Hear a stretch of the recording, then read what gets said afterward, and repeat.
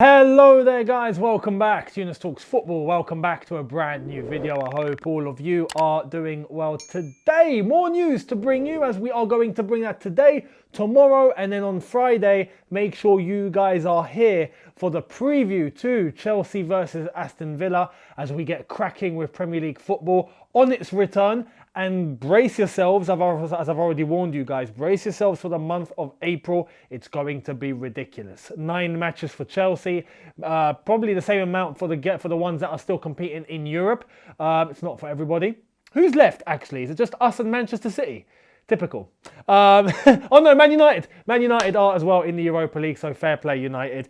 And if I'm not mistaken, West Ham are in the Conference League, I think. So yeah, got to watch out for those. But the news today, Chelsea news, and we're going to end with a little bit of Tottenham news, because as much as I don't want to cover Tottenham in every single video, right? But this is huge, and it has to be addressed. And I think for Tottenham as a football club and where they're heading for the near future, it matters big time. So we'll get to that at the end. But let's start off. Todd Boehly, these new owners, they come in, they have loopholes, right? Loophole after loophole after loophole. Turns out, the man himself, who wasn't known for any loopholes, he was known for just getting the cash out and going, here you go. Roman Abramovich had his own loophole. He was ahead of his time. He was ahead of the curve. He was thinking in 5D, not in 3D like the rest of us, 5D. The man was so well advanced, ahead of time, that none of us saw it happening. Well, let's get right into it, because a certain football club, somewhere in Holland, in the Netherlands, had a lot to do with Chelsea Football Club, didn't they? Yeah? Check this out. Roman Abramovich secretly funded the takeover of Vitesse Arnhem and then bankrolled it for years while he was Chelsea owner. This has come via the Bureau of Investigative Journalism, and The Guardian have reported it. As well as being behind the takeover, secret documents indicate that Roman Abramovich went on to bankroll Vitesse's spending with a series of loan arrangements totaling more than 160 million euros, of which at least 117 million euros was taken on. The leaked documents do not show that Roman Abramovich had any managerial influence over Vitesse. So, Vitesse, yeah. Vitesse, a lot of people used to call it Chelsea B. Some would call it Chelsea C. At one point, I remember it being called Chelsea D. Because every single loan that we had, it was just, okay, look, we've got nowhere to send this player.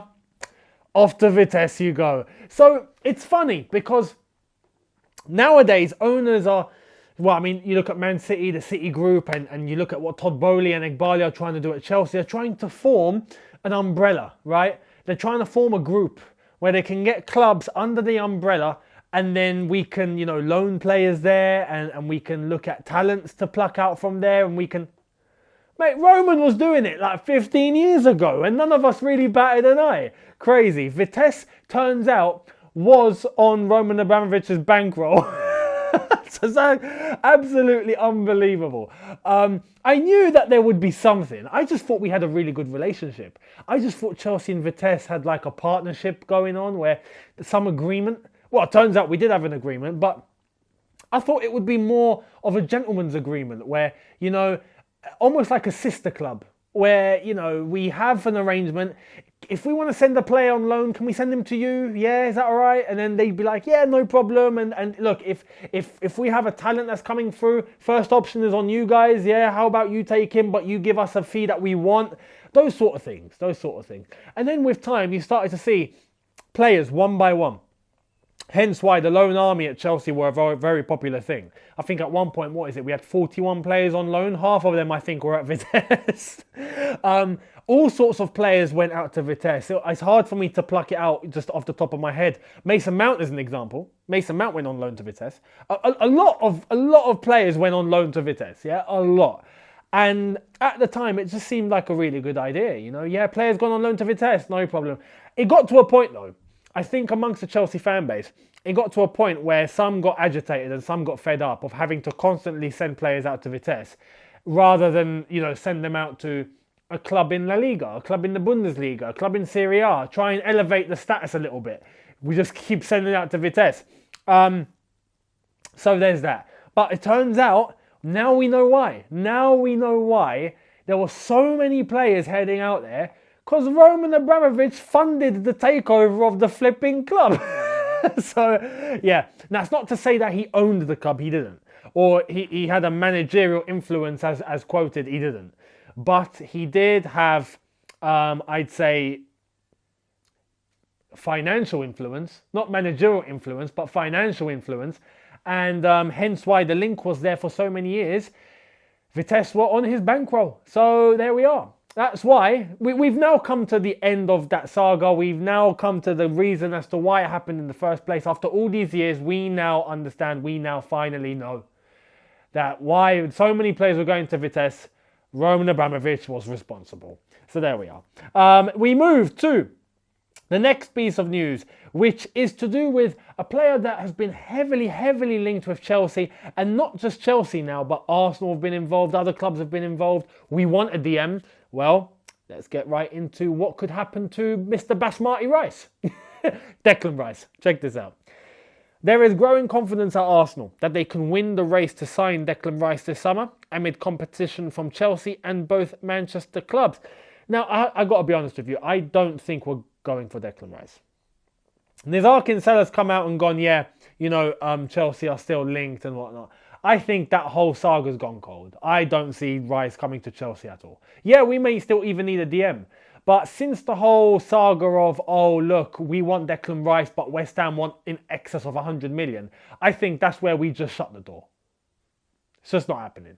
And now, circumstances have played a factor. Arsenal are about to win the Premier League. If they go on like this, they're going to become champions. For Declan Rice, that could actually be more attractive. It could. At Chelsea, he might find a little less stability. Best believe he knows Mason Mount is probably going out the door. And that's definitely going to play a part in him going, okay, no, you know what? If Mason's not going to be there, then what's the point? 100%, that is definitely going to be a reason. Because they're best friends. If Mason was still at Chelsea, there would definitely be a key. Hence why it was before. All these contract negotiations, I think that played a factor in Declan Rice's mind as to, well, yeah, I want to be at Chelsea one day. But now, if Mason's going out the door, definitely affects the move for Declan Rice. Definitely. Doesn't, conclude it, but it plays a factor.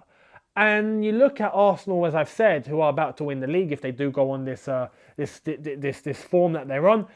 The stability right now, you have to say, is probably more at Arsenal. The role in and itself. At Chelsea, we need a DM, but it depends if we're going to shift to a certain formation, if we're going to keep changing system. That's not very good for Declan Rice. At Arsenal, there's one system, there's one formation, there's one way. That's it. Partey and his role at the moment, move him and put Declan Rice, you've got a DM.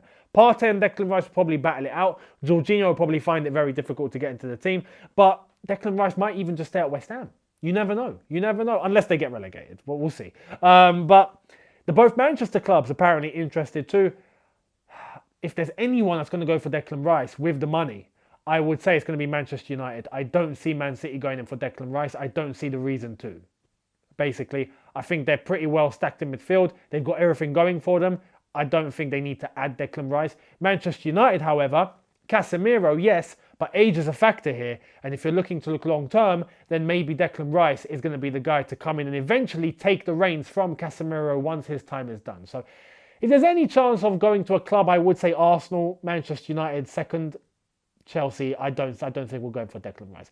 As I mentioned yesterday, Kone, Lavia, these are midfielders that we are heavily linked with and that I think we can get. This whole DM situation is going to be very interesting to see how it, pans out at Chelsea. Let me know your thoughts. And do you have any name in mind who's not been mentioned that we should go after in terms of a DM at Chelsea? Since Morocco beat Brazil, there have been reoccurring whispers for Sofiane Amrabat. And I have to say, I saw Amrabat play against Brazil, right? And he's still not changed. He is the same. He has still gone on a fantastic level in terms of performances. When you look at his performances at the World Cup, a lot of players can have a thing where they hit form at a tournament and that's it, right? And for Morocco, I think a lot of people have it in their heads that for many of those players, it's just the World Cup and that's it. All their forms are going to come right back down. Bunu, the goalkeeper, is a prime example. That game against Brazil, he was horrific. Can I say? Bunu, he didn't win goalkeeper of the tournament at the World Cup, but I think he finished second. Emi Martinez getting it. But Bunu did deserve it. However, you look at his game against Brazil the other night, that was outrageously bad. Outrageously bad from Bunu. Amrabat, though, as I've said, class, absolute class. He gets so stuck in, he's so physical, he moves the ball well. Chelsea, in terms of a name to entertain, I wouldn't be against going after Amrabat. I really would not be against it. So there's that. But if there's any other names, let me know down below. I'd love to hear your thoughts. And to end, we got to end with, if you're a Chelsea fan, you're going to laugh. If you're an Arsenal fan, you're going to laugh. If you're any other fan except Tottenham, you're going to laugh. If you're a Tottenham fan, you're going to cry. Get the tissues out. Let me help you. Here's the latest from Matt Law. Tottenham Crisis. Paratici, global ban. Future in doubt. No men's or women's managers. Kane future unresolved. Season ticket price hike discussed. Levy and directors all banked big pay rises as per last accounts. That's absolutely ridiculous. I can't believe what I've just read. I really cannot believe what I just read there.